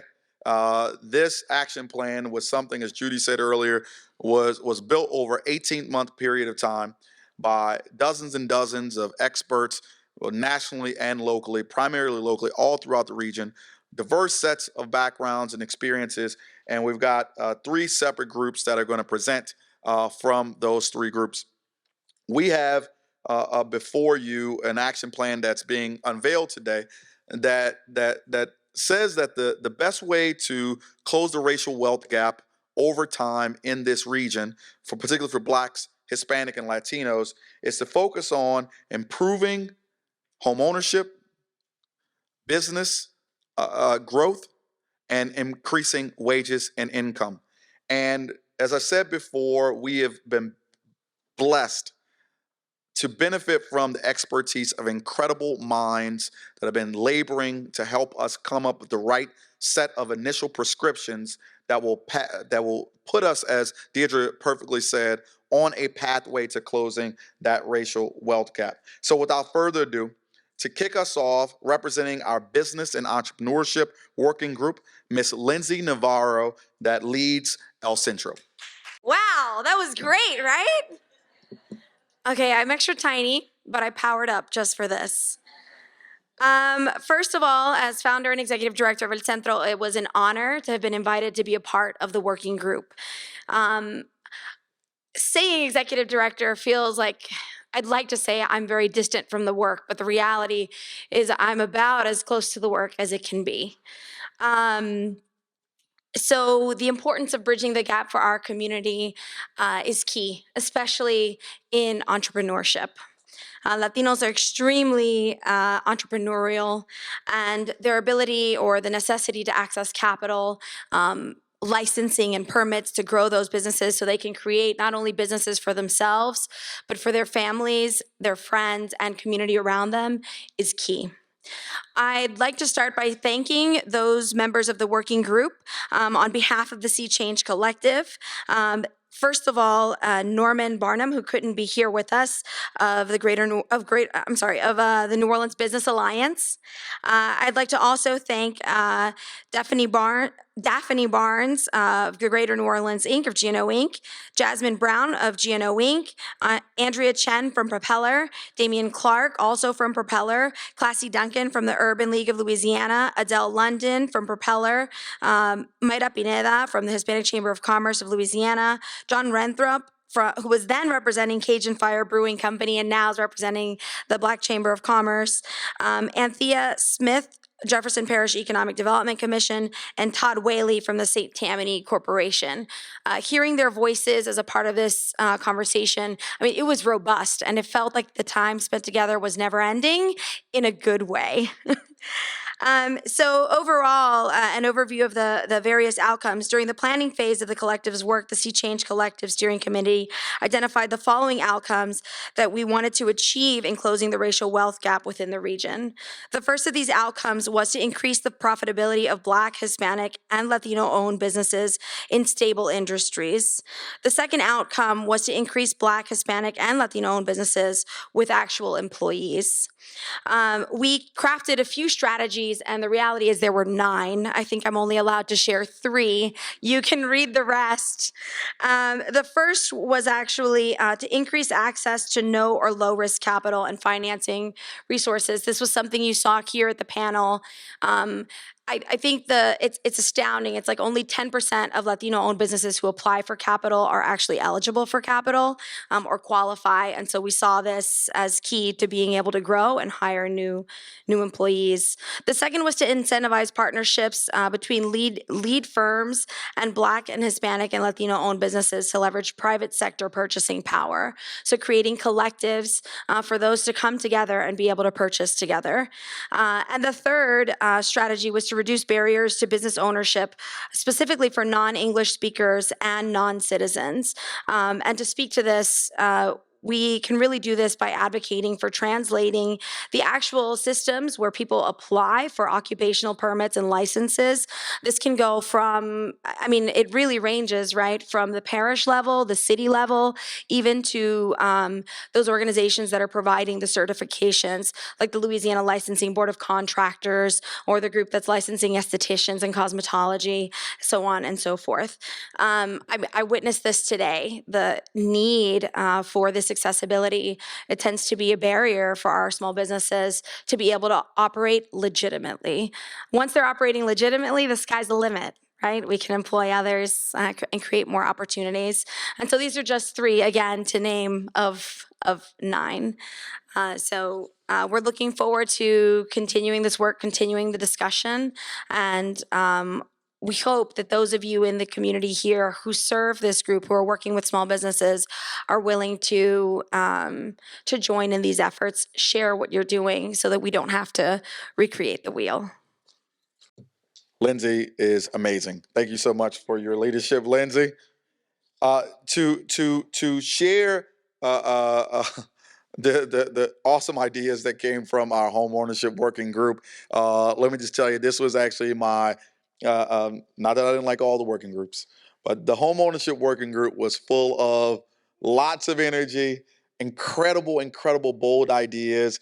And I will tell you, it was the group that we had to wrangle the most because if you know the individuals, when you see their names, you know that they are really smart. They're on the front lines doing a lot of this work, and so they were really pushing themselves to kind of hone in and focus on prescriptions that they thought could really push us forward the most as we launch this effort. So to represent our home ownership working group, our home ownership co-chair, Ms. Brenda Burrell, New Orleans Redevelopment Authority, and Jennifer Bondio from Habitat for Humanity, St. Tammany West. All right, guys. Thank you to Tyrone and to Judy. When I got the call to ask if I would serve on the homeownership working group for this dynamic sea change collective. You know, first of all, when Judy called you up, you're like, yeah, what you want, what you need? I got you, no problem. Oh, I'd be delighted to. But then as I sat through the homeownership working group and all of the robust discussion, I'll put it that way, that we had, I was excited and I feel humbled to be able to lead that and to have heard the comments that came from the panelists and the leadership at the Urban League of Louisiana. I say thank you for allowing me to serve and to continue to serve. So thank you. All right. So having said all that, I'm Brenda Burrell. I serve as Executive Director for the New Orleans Redevelopment Authority, a catalyst for change, working throughout the city of New Orleans, focusing on homeownership, housing opportunities, economic development opportunities for businesses and people of color, to their businesses and to helping their business grow. We have grown as an organization on our focus and our work, and I'm glad that I'm there to do that at this time.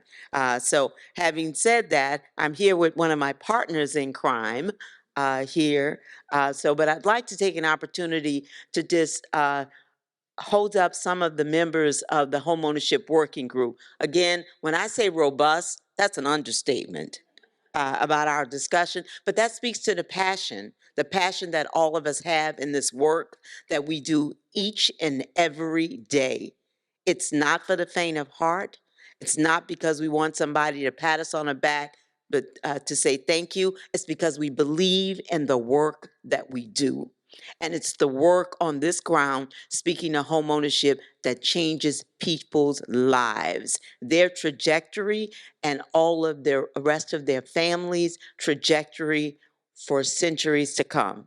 So having said that, I've had OG Alexander with Home by Hand, Nicole Barnes with Jericho Road Episcopal Housing Initiative, Jennifer Bondio with Habitat for Humanity with St. Tammany West, Maxwell Cardulo with Louisiana Fair Housing Action Center, Fred Johnson with Neighborhood Development Foundation, Andronika Morris with Housing NOLA, and Mike Scott with Regions Bank. I know I have a couple of those homeownership in the working group members here. I'm going to ask them to wave their hand. Thank you, guys. I appreciate that. It's like you're in church. Y'all stayed for the benediction. I appreciate that. All right. So one of the things that we talked about was some overview of the outcomes for the homeownership levers. And one of the things that we talked about was that during this planning phase of the collective's work, we identified outcomes that we could work to achieve in closing the regional racial wealth gap. Three of those outcomes were increasing the number of mortgage-ready Black and Hispanic Latino aspiring homeowners. Outcome number 2 was making it easier to pass down wealth through homeownership. Outcome number 3 was really to increase the number of affordable homes available to purchase by Black and Hispanic Latino aspiring homeowners. We're in the trenches every day. We see the impact of what that is and recognize that those are the outcomes that were most important to us to really to talk about breaking that racial wealth gap. And some of the strategies that we are highlighting, and we identified 13 strategies, again, a very robust group, that we believed were necessary to close the racial gap. A few of those strategies were to provide down payment assistance programs for low and mod income home buyers. 2, to create, promote, and expand anti-displacement policies that allow Black, Hispanic, and Latino homeowners to keep their homes and stay in their homes. And 3, to build fair housing and anti-racist testing into home valuation and appraisals and the technologies underlying those systems. So what I'd like to do is to have Jennifer just speak a little bit about some of the strategies that her organization will embark upon immediately to help to break that racial wealth gap. Thank you. Thank you so much for that introduction. I'm a little bit taller than the other ones.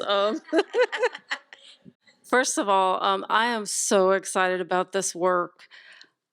As a white person, the Sea Change Collective opens up the conversation. So allies like me can talk to other white people and have hard conversations that maybe wouldn't be had without the Sea Change Collective. So that's amazing. And like I said, I'm very excited.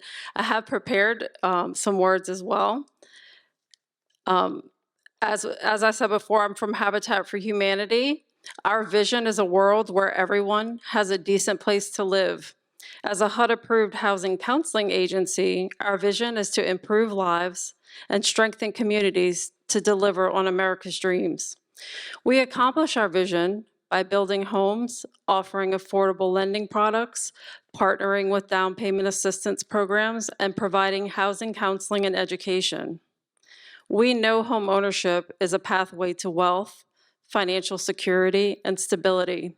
Yet, 50 years after the Fair Housing Act, the racial wealth gap is wider than it was before the act was passed. Today, 74% of white households are homeowners, compared to only 48% of Latino households and 44% of Black households. If we want the greater New Orleans region to thrive, we need to see change.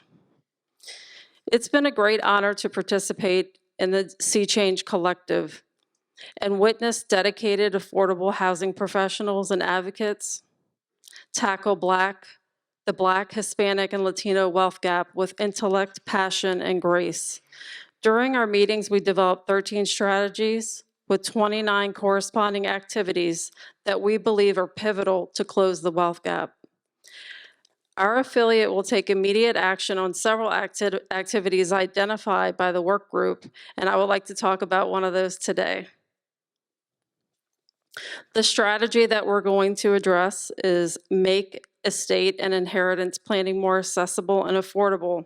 And the activity that we will do to address that is provide education to communities on estate planning. Our affiliate prides itself on delivering timely, content-rich education to homebuyers in our program. To fulfill this activity and better meet our community's needs, we will open up our estate planning workshops to the public free of charge and create a marketing plan that targets neighborhoods of color who are least likely to have access to this information.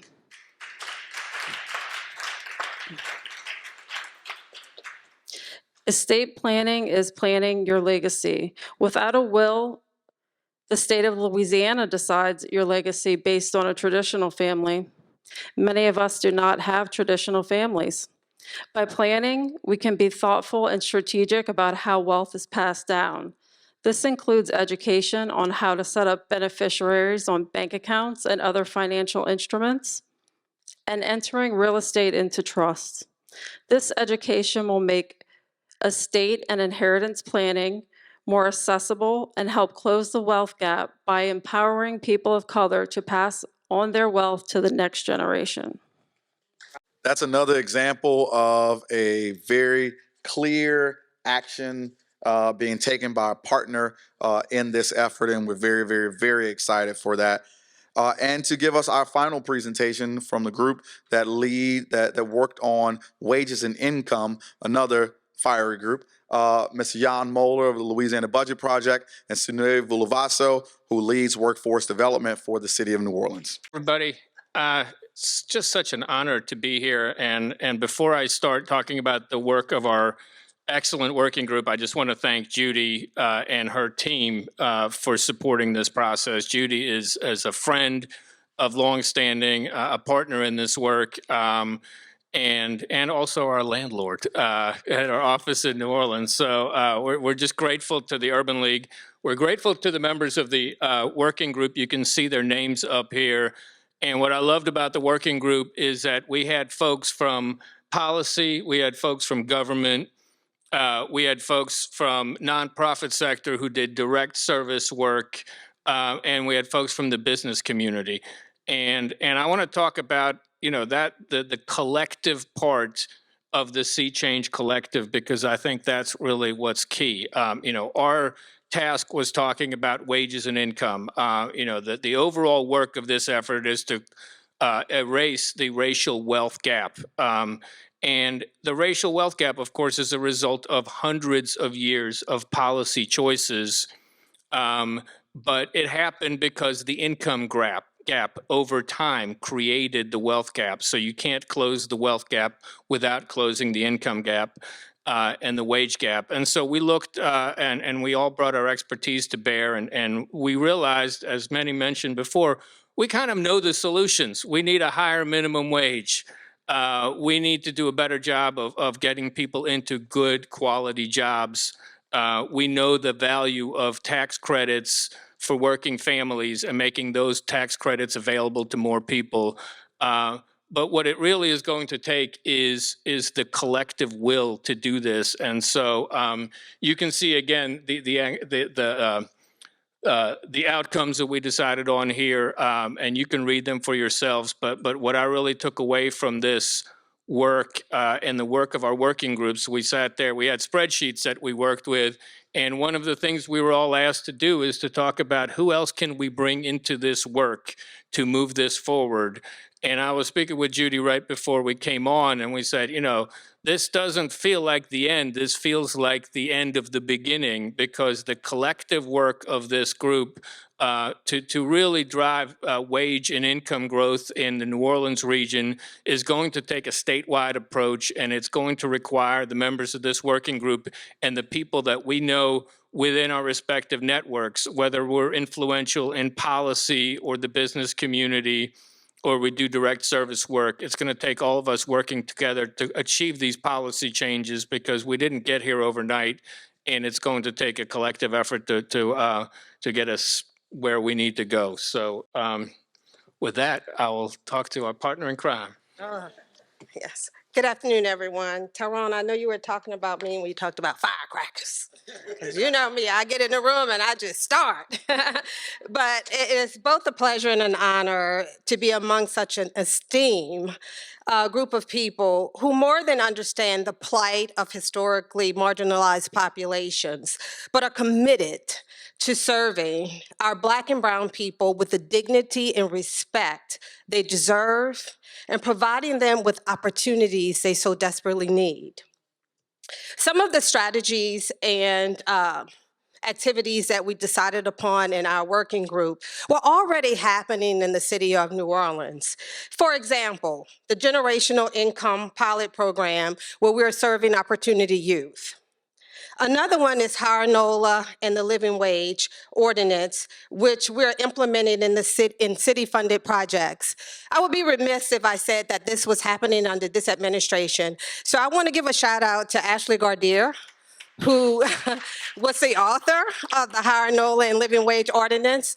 The only difference now under this administration is when it was first enacted, it was more complaint-based and reactive, and we pivoted just a little bit to be more proactive, looking at it from a proactive lens, so we wouldn't have to go back and fight those battles. So I want to say thank you, Ashley. It's working well, and now we want to expand that footprint regionally and ultimately on the state level. And if we can get it to the state level, what a huge win it would be for the state of Louisiana and its people, especially its Black and brown people.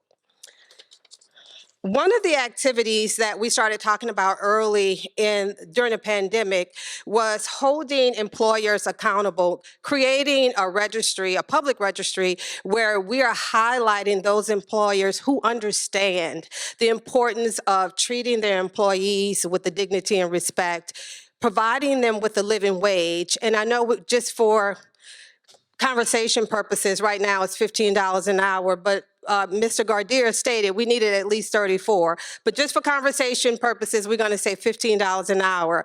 But not only that, providing their employees with paid time off so they can take care of their kids and do whatever other things they needed to do on a personal level. And lastly, providing them with a good job that create career pathways, meaning providing them with the skills and guidance, assistance, and support that they need to ultimately move up the ladder should they want to do so in that particular organization. I'll conclude with, in 2050, over 50% of the workforce will be people of color. So the time is now to start gearing up, teeing up people who look like you and me to make sure that we have the resources and the services we need to get where we need to go. To see change, we must be the change. And with the group of people we have assembled here, I strongly believe that we are well on our way. Thank you. Well, let's give a round of applause to every single one of our working group representatives. On behalf of our president and CEO, Judy Reese Morris, I'd like to close us out tonight, this afternoon. It feels like tonight. We've been here a while. I want to once again thank our steering committee members, working group members, national advisory committee members, so many folks who, as you've heard throughout our time together, have given invaluable time over 18-month period of time, doing very hard work to help us get to this point. You know, we've heard a lot today. Hopefully we've heard some things that will make us think deeper about these issues. Hopefully we've heard some things that will inspire us. But our greatest desire is that everyone leaves this gathering, whether you're here in person or you're streaming and watching us via internet, is that you will leave this gathering more hopeful. That because of roadmaps in like this action plan or coalitions like the Sea Change Collective that's been doing work and will continue to do this work going forward, you leave hopeful believing that we have the ability to make real progress toward building generational wealth and prosperity for all people.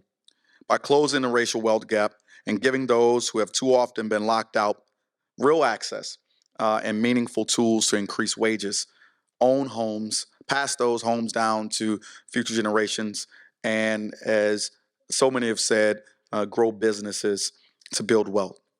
While today was amazing, you will hear so much more from us in the near future because we're going to take this show on the road. In order to operationalize this action plan, that's really just words on a piece of paper, we must continue to educate more people who are not in this room, who are not watching online. And we're clear that we will require changing some hearts and minds, as was referenced earlier today. We must build new partnerships, and we have to activate in a very meaningful way Black, Hispanic, and Latino communities and other allies to make this progress a reality. So if you're a legislator in the region, whether at the state or the local levels, and want to propose or shepherd legislative fixes, outline the action plan, we're ready to start talking with you tomorrow. If you're a private sector leader that wants to partner in galvanizing your industry to help improve policies and practices outlined in the plan, we're ready to show up, to partner with you, to design meaningful improvements, and to celebrate your work, as was just previously mentioned. There's something for all of us to do in this cause to close the racial wealth gap. For those who are in the room today, or if you're online, you can go to urbanleaguela.org/seachange, and you can see the information that's on the cards here today. So you can sign up right now and select that you want to host the collective members for presentations to your organizations or civic groups, because as I said before, we've got to take this show on the road. You could select to explore joining and being a member of the Sea Change Collective. You can endorse the Sea Change Collective Action Plan by lending your voice of yourself as an individual or your organization to this work, or you can explore serving as a champion and an official ambassador of this collective effort. For those, again, who are watching online, you can go to urbanleaguela.org/SeaChange to join the movement and offer support in the ways just outlined. Ladies and gentlemen, we have done so much over the last 18 months, and the milestone that we're celebrating here today is so exciting, but we are just getting started. Thank you for coming.